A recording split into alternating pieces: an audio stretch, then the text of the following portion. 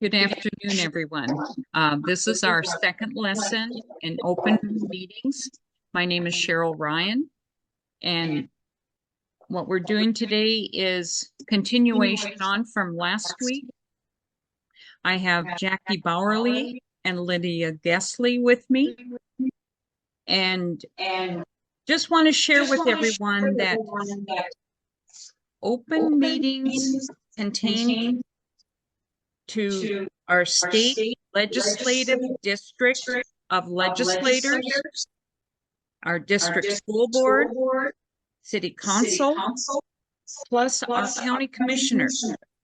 So we need to keep all of these in mind, all these entities, because open meetings means for the public, you're allowed to be there.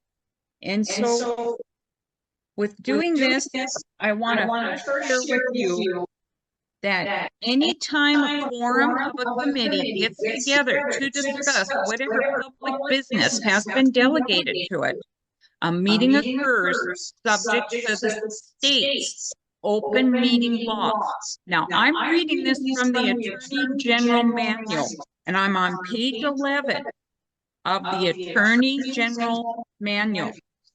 And so an open meeting is for anyone to attend. Now, who has a right to attend that meeting? It's open to the public. Every person has a right to attend any open meeting regardless of the person's interest in the meeting. In the situation of open meeting proceedings, the Supreme Court has stated that the news media does not occupy an open meetings proceedings. The Supreme Court has stated that the news media's right to be present stems from being a member of the public. And in such, it may freely report whatever occurs in open court, not as a special privilege, but as a member of the public.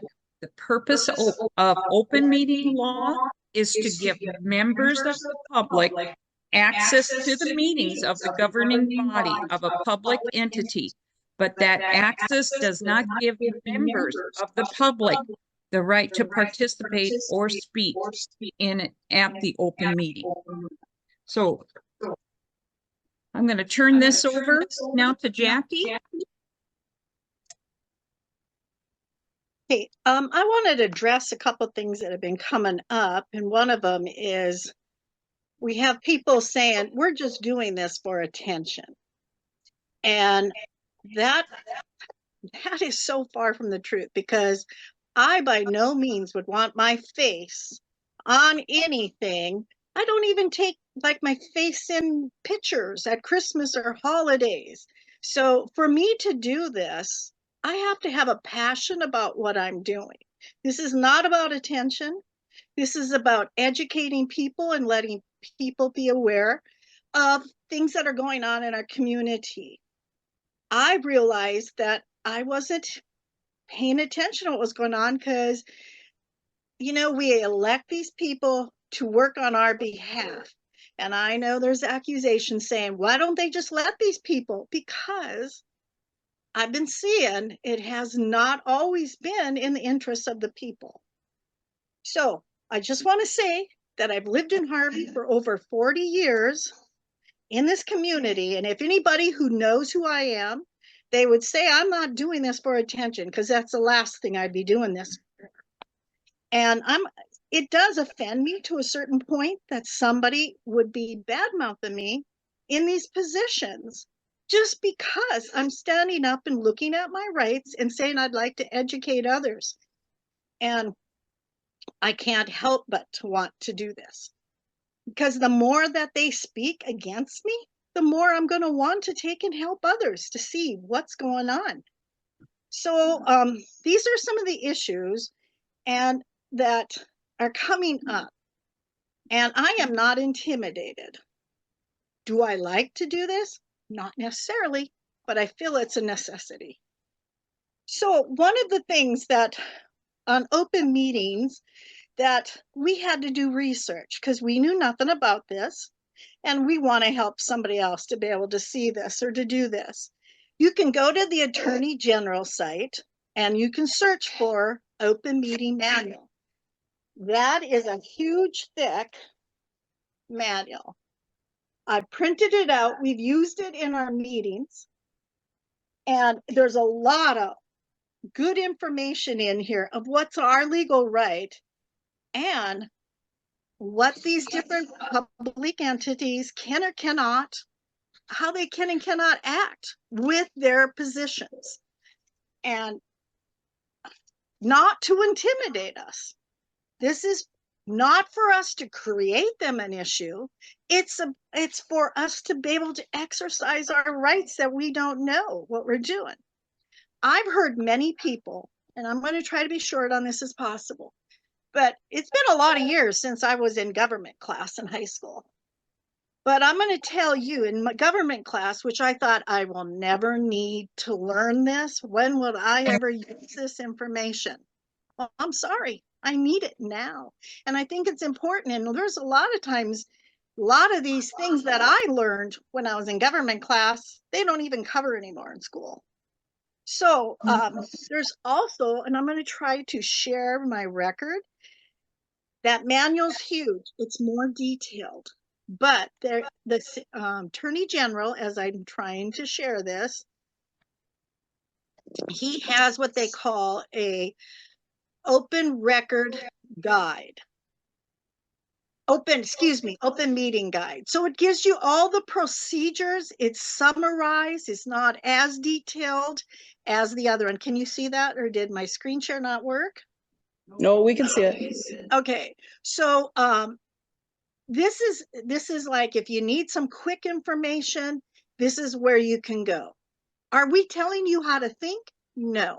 Are we telling you how you can create your own critical thinking?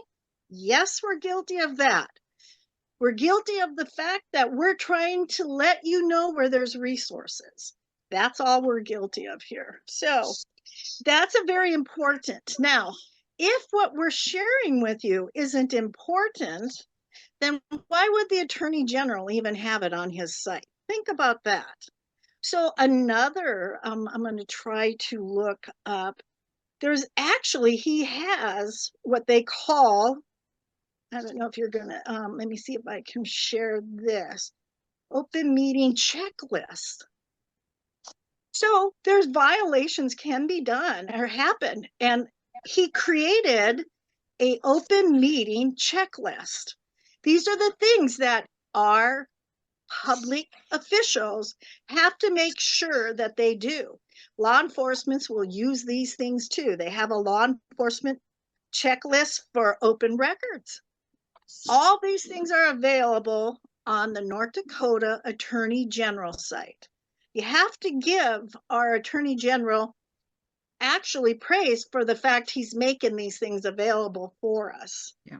So I just wanted to be sure to get the documents out to you. And I asked for these public entities, be gentlemen. My goodness, it's almost like you've lost being a gentleman, that you have to attack somebody just for the fact they're trying to share information and educate people and let them think for themselves. I'm sorry if you don't like it. I guess that's probably within your own issues, but we're not going to stop sharing just because you want to say it's an attention getting thing, because it's not. My husband even knows that I am not happy to have to do this, but I feel it's a necessity. What you do with this information, that's totally up to you. But I want to make sure that you have it available to you. I'm going to turn it back over to Cheryl, because she's going to talk about open meeting quorums with you. So a quorum. Meetings means a formal or informal gathering or a work session, whether in person or through any electronic means. So just like our Zoom meeting here. Quorum of the members of the governing body of a public entity regarding public business. So you can have Zoom meetings like this. Invite the people that you want to. But if you're an elected official and you're having a meeting, it's open to the public. Lydia? Okay, we're gonna go on to 2 here. It says less than a quorum of the member body of a public entity regarding public business. If the members attending one or more of the smaller gatherings collectively constitute a quorum, and if the members hold the gathering for the purpose of avoiding requirements of section 44-04-19. That's actually a section in our North Dakota Century Code that we are talking about there. And you got to remember that it's a meeting. If they go from, say, the commissioners meeting up to the cafe, and you have a quorum of the people that were just at that current meeting. So if there were 7 people at that meeting to be the full board, and you have 3.5 to 4 people there, you have got a small meeting there. You've got the quorum that you need. And they cannot be discussing business. And if they are, there needs to be records of what they discussed at that particular meeting then. So that's one of the biggest things that they have to remember.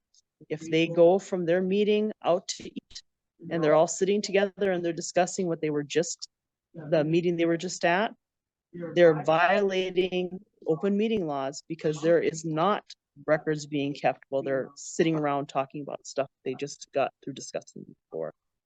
So can I interject here before you go on? Can I interject? Yes. One of the reasons we're discussing this is because we went to a commissioners meeting, and afterwards we went out to the cafe in Fezzen, and they sit and gather in the corner at the cafe. We walk in, and I'm not know if they were referring to both of us or Lydia or me, but they said, oh, now we need to be quiet and be careful of what we say because they're here.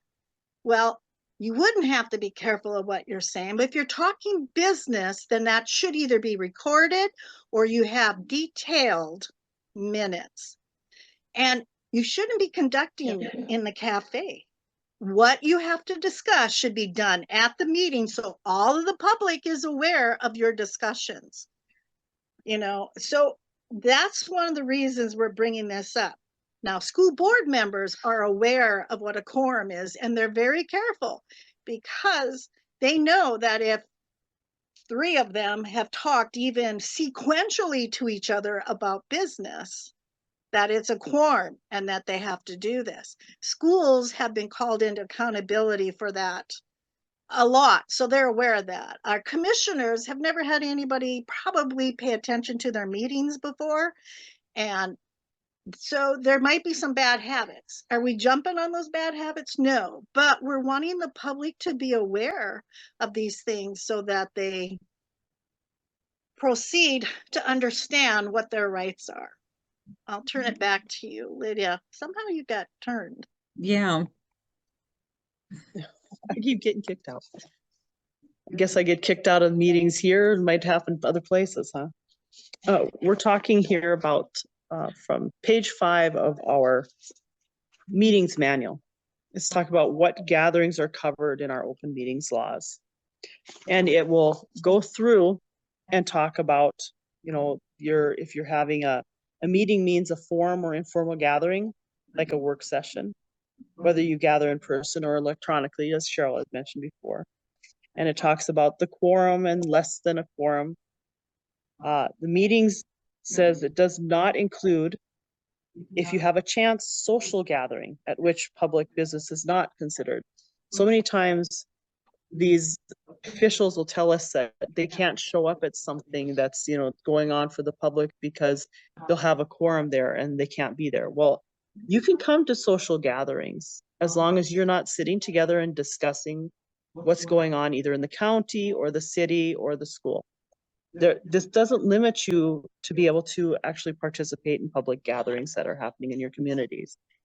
It also talks about if you have to have emergency operations during a disaster or emergency that has been declared, they can get together for that to help.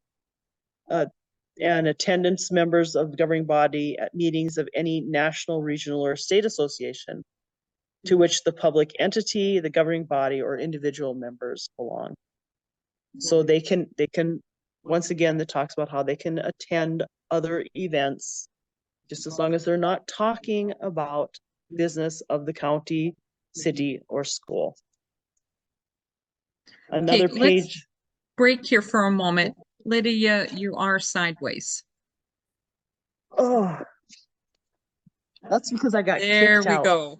That's a whole lot better. Okay. As you see, we're not breaking. This is really off the cuff, if you want to say. There's no breaks in our telecast, so go ahead. I'm sorry. That's okay. I didn't think the people wanted me sideways, huh? Okay, now we're gonna go on to page 7 from the manual when it's talking about the quorum. Okay, I think we kind of touched on that. If your board has 7 people, then if you've got 3.5 people or 4, I've never seen half of a person show up at a meeting, but you never know. But if we've got 4 people there, then they've got a quorum. So they better not be sitting together and discussing business that is going on at their particular groups, if it's the county, the city, or school boards. And we're gonna go on and just grab a The few only things from. reason, let's kind of talk about that just for Titch. The only reason that law was ever created that makes sense is the fact that there isn't available to the public. Yep.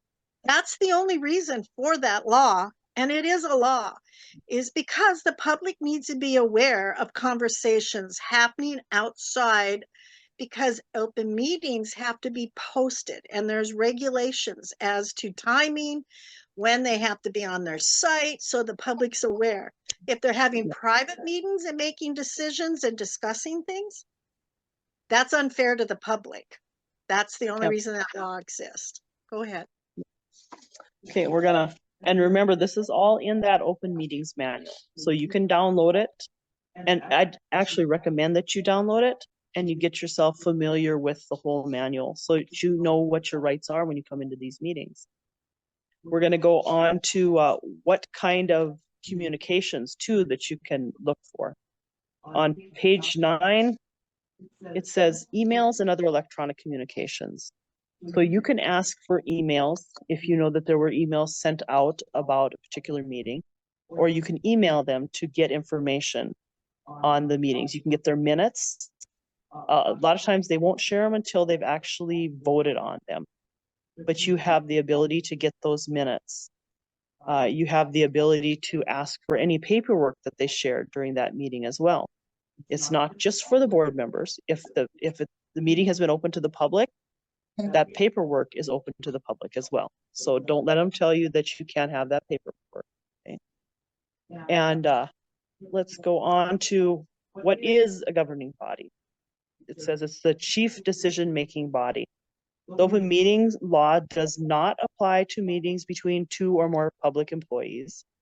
The public's right to know how government decisions are made and the public funds are spent does not require access to a meeting or a group that is not authorized or performs some stage in a public entity in their decision-making process. So there are certain things where we are not allowed in there. If it's not public, if it's a private meeting that they have to have. So don't expect everything to be completely open, but if anytime it's a public forum, that means we can, not only can we be there, but we can request the information that they are sharing and talking about. And that goes for taping those meetings too. It's a good idea that you either come there with a camera or a video or audio recorder and get that whole meeting taped. Then that way you know exactly what happened at that meeting. So many times the minutes that are actually published barely touch or scratch the surface of what was discussed in those meetings. And it gives you an idea of how these people are functioning. And it's important to us. I can say about recording meetings. There was a meeting that I went to, and another gal went with me, and she was also recording. And we heard something that just, red flagged us. I went back because my impression of what was said, and I had to listen to the whole thing to get to the spot. But of what I interpret, what I heard, the meaning was there, but it wasn't the actual words. And when I listened to the actual words, I'm going, in my head, I made it, a lot louder than what was on the recording. So recording the meetings are so important, and to be able to hear them, and that, because that is the who's ever meeting that protects them too. Yes, It's does. not only the listener or the public that's attending, it protects, if it's the county commissioners, the city council, the school board, or our district. It protects everybody, so nothing can be taken out of context. And that's important because I think that it needs to be a realistic that lots individuals we hear based on how life has, and this isn't going to be a psychology thing, but think about it. The way and things we've gone through life is how we hear things and interpret things. So sometimes having a recording, also just in her example, she goes back and she's like, well, it didn't really say what I thought it said. And so that was to the advantage of who she was recording. And it's important you double check yourself, because we're about facts. We're not about accusations, which is what sometimes people want to accuse us of, but it's about facts. And you can, any individual can record a board meeting or a public government. That's our right. And that's under NDCC code 44-4-19. And so, and it talks about North Dakota's recording laws is that actually goes so far as to talk about, one of you, do you have the information on that? I didn't bring it with me in here, but it talks about that at least one individual in the conversation, whether you're hearing the conversation or you're there, as long as you consent, you can record a conversation. Right. People need to understand what our rights are to protect ourselves and from any kind of, it doesn't have to be abuse, or even to protect ourselves from making a mistake. Yeah. So actually you would think a government entity considers it almost like a threat to be recorded, and they shouldn't. It's security for them. They might have to watch their P's and Q's a little so they don't make errors, but it should be okay. They should feel good about the fact there's something that shows what they've said. So the right for a person to attend a meeting under a section includes a right to photograph, a right to record on audio tape or videotape, or to broadcast live on a radio or television, or a portion of the meeting that is not held in executive sessions. That's NDC codes that are exclusions of when you can, provided that there is no active interference with the conduct of the actual meeting. So the law goes on to say that the governing body may impose reasonable limitations on recordings, such as disruption. So if your recording is very disruptive, that'd be one thing. But how would your recording be disruptive unless you were sticking it in their faces? It's totally different. But then you got to look at the fact that for just even accessibility, recordings are used because ADA, if you have a hard time hearing, ADA allows that. But it also, if you look at the bigger cities, they have microphones. They have their own recordings, so it is not something for our government agencies in our local county to have complaints about. It doesn't make sense to me. Why that would happen or why they would. I'm going to point something out here really quick. People have to remember, you probably touched on it, but when you're recording, In North Dakota, you only need the one person to know that you're recording, okay? But that doesn't mean you can take your camera and leave it laying there and walk away.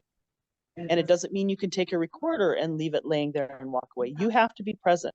So the one person that has to know recording is going on, if you're recording, you're that one person.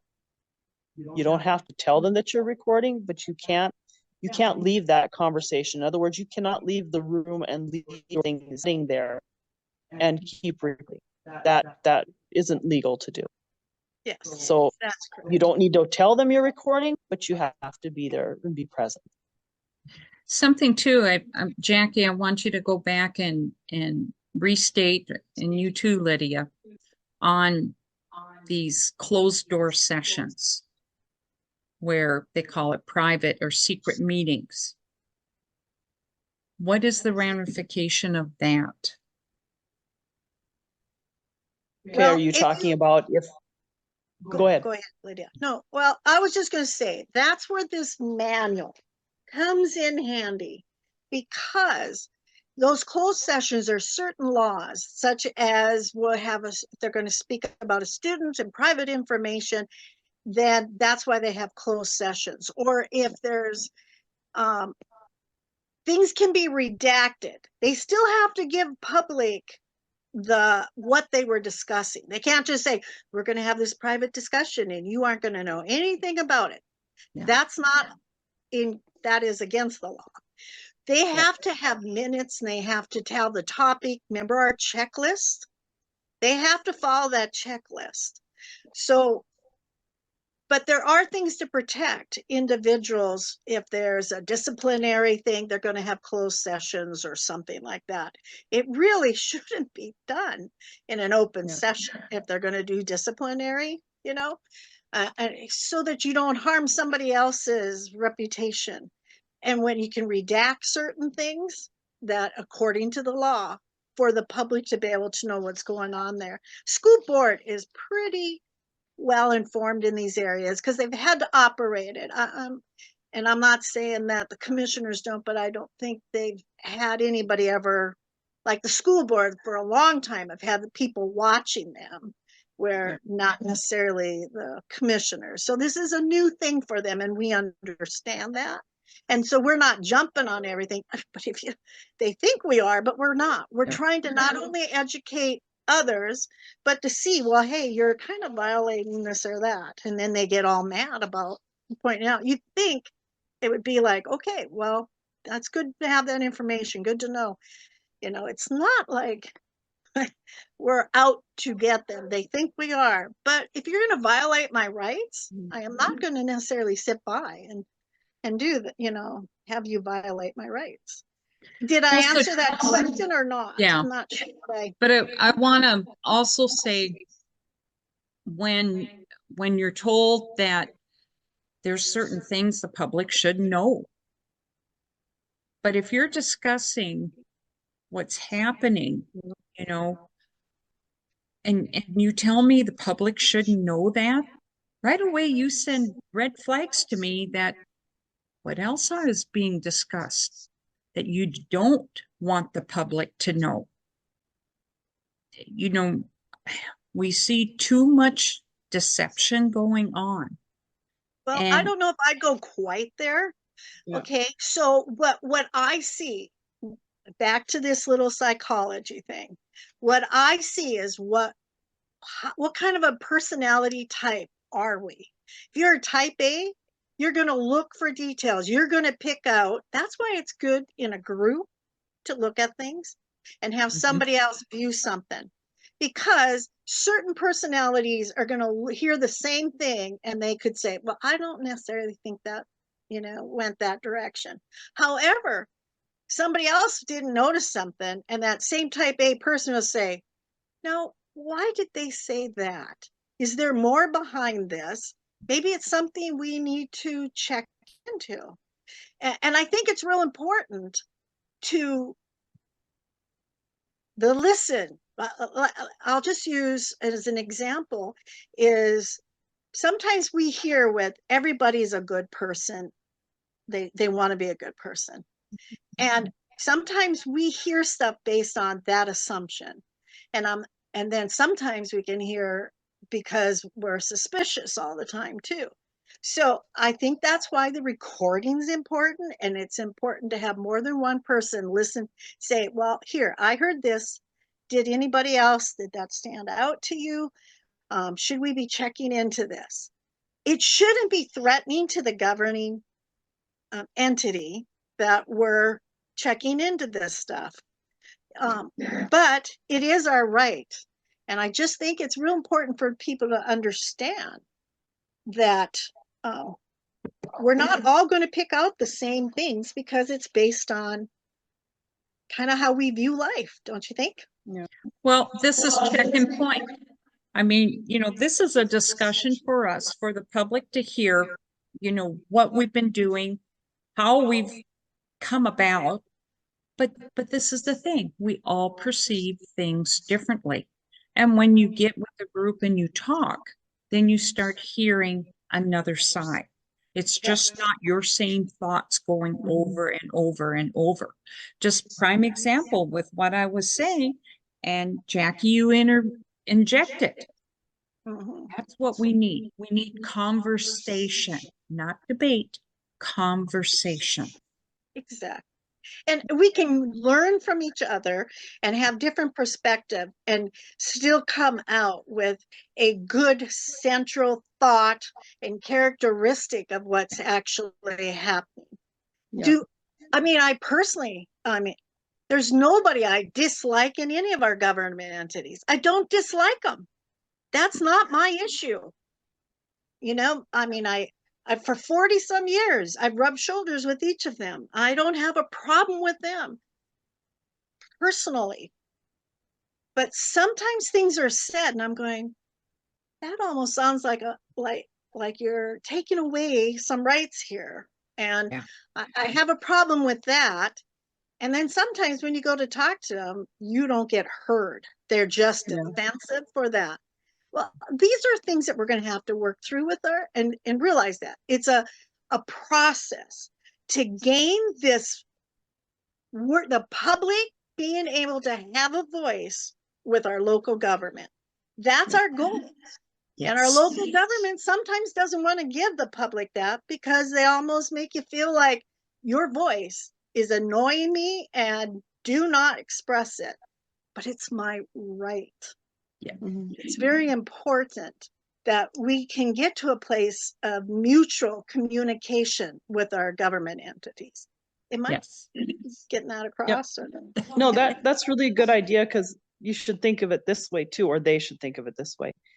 It's actually beneficial to hear from the public because they can see things that the person that is in that office might not see, and they might not know how to address an issue.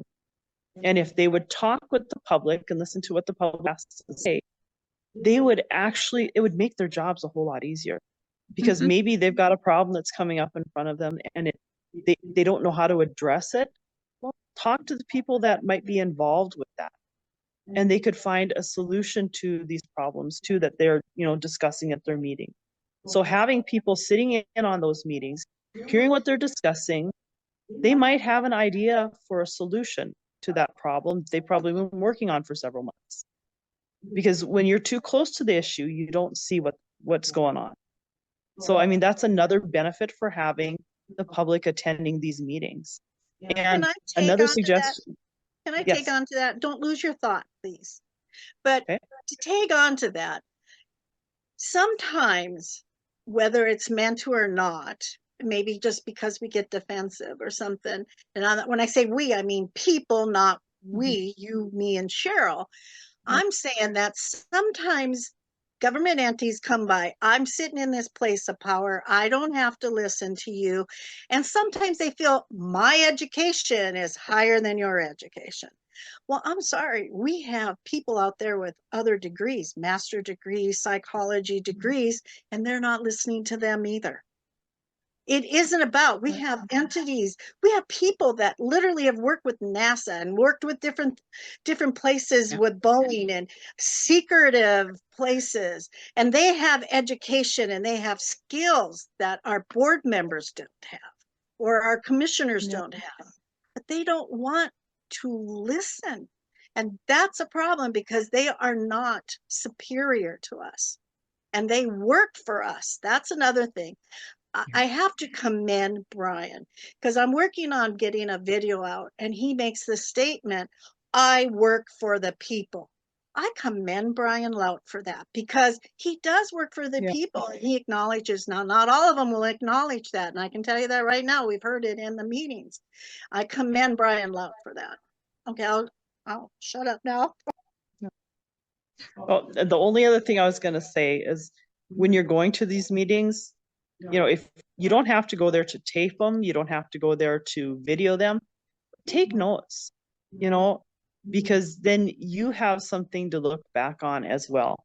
When I first started going, I was taking notes of the meeting, and then I would match those notes up to what I found in the newspaper to see if the people were really hearing everything that was happening there. That's important as well. Sometimes the notes are so scant that you don't even know what's actually going on in that meeting. Yeah. And when a meeting lasts 4.5 hours, I usually expect to see more than about 20 or 30 lines in the newspaper about that meeting. So it's important when the public goes there, take notes too, and then you've got the full idea of what happened at that meeting. Well, I want to say thank you. I think you got to see our personalities in this session and what we're trying to do. We're not trying to, the apple cart, throw all the apples out and all of this. No, we have a voice. We elected these people in these positions. And the public needs to start standing up and holding our elected officials accountable. And I And interject, then we, they need, what? I need to say that this is a lot of work besides our everyday activities and everything else that we do. We don't do this for attention. This is a lot of work for us to do. There's times where I'm like, I don't know how I'm going to get this all done. Yeah. It is a sacrifice for us to do that. And we really would like, not that we want praise, because that's not it. I want people to understand that our motivation is to do this so that everybody can have the benefit of what we're organized to do.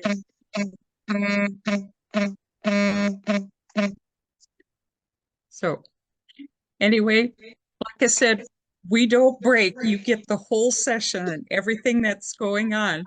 So I want to thank everyone who listens to us. Our hope is this is helpful. We also want to encourage other communities, get involved. A lot of people have died for us to have the country that we have, and not speaking up when you feel something is wrong, and do it courteously. There's right and wrong ways to do things, but speak up. You are important. Thank you, and you guys have a good day. We'll see you next week. Thank you. Thank you.